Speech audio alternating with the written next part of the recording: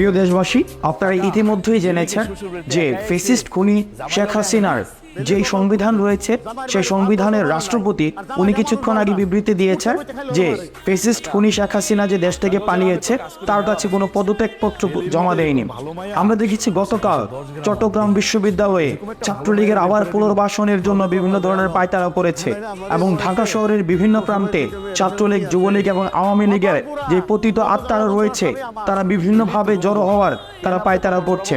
আপনারা যদি প্রত্যেকটি ঘটনাকে আপনারা একত্রিত করার চেষ্টা করেন তাহলে দেখবেন যে আওয়ামী লীগ আবার পুনর্গঠিত হয়ে আবার এই বাংলাদেশে ফ্যাসিবাদের রাষ্ট্র কাঠামো পুনর্গঠিত করার জন্য তারা চেষ্টা করছে।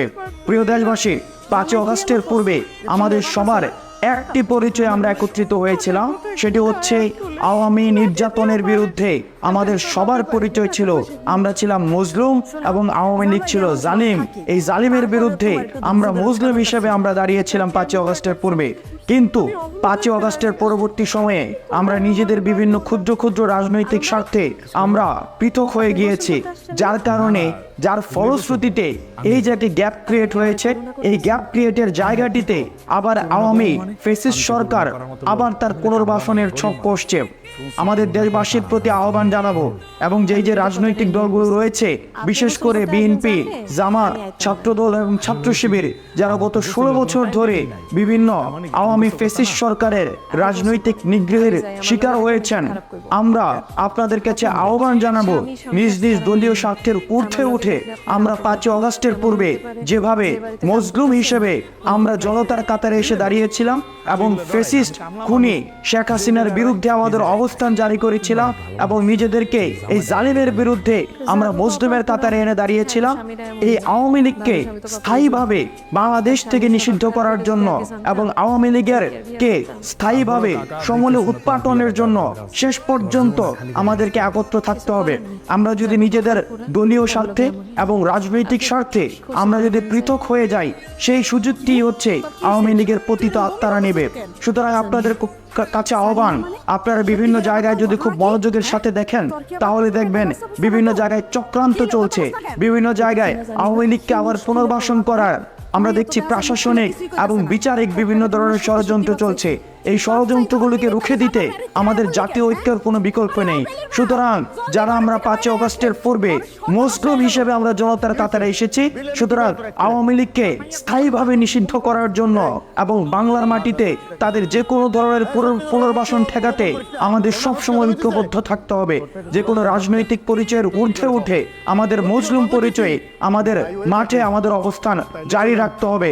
নচেত আবার আমরা দেখব আওয়ামী লীগের পতিত আত্মা আবার বাংলাদেশের এই মাটি আবার তারা দখল করে নিয়েছে।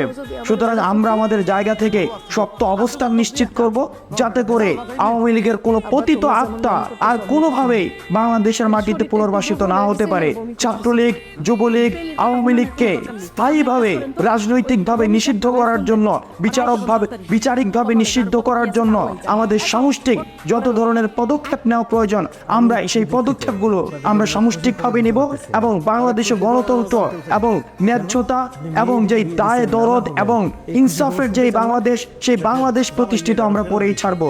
আপনারা সবাই ভালো থাকবেন, সুস্থ থাকবেন এবং আওয়ামী লীগকে স্থায়ীভাবে বিতাড়িত করার জন্য আমাদের যে সংগ্রাম, এই সংগ্রাম সবসময় জারি থাকবে। সালামু আলাইকুম ওয়া রাহমাতুল্লাহ। আর অনেক সময় শারীরিক দুর্বলতা থেকে বমি হয়, এটা দুশ্চিন্তার কোনো কারণ নাই, কিছুদিন রেস্টে থাকলে সব ঠিক হয়ে যাবে। কাকা, খুশি সংবাদটা হইলেই তো ভালোই তো, বেলি একটা সন্তান পাইতো, একা হয়ে গেল না, সন্তান হইলো তো খেলার সাথী পাইতো, সময় কাটাইতে পারতো। কামলার কথা শুনছো? ব্যাকলটায় কয়েক জ্ঞান বুদ্ধি কিছু আছে, আগে বাপ হো তারপর বুঝবি আমি কোন বিপদের মধ্যে আছি। আমি এটার বিয়ে দেওয়া লাগবো না, তাকে সারা জীবন বাড়িতে রেখে দেবো। আহা, আপনারা কি শুরু করলেন বলেন তো?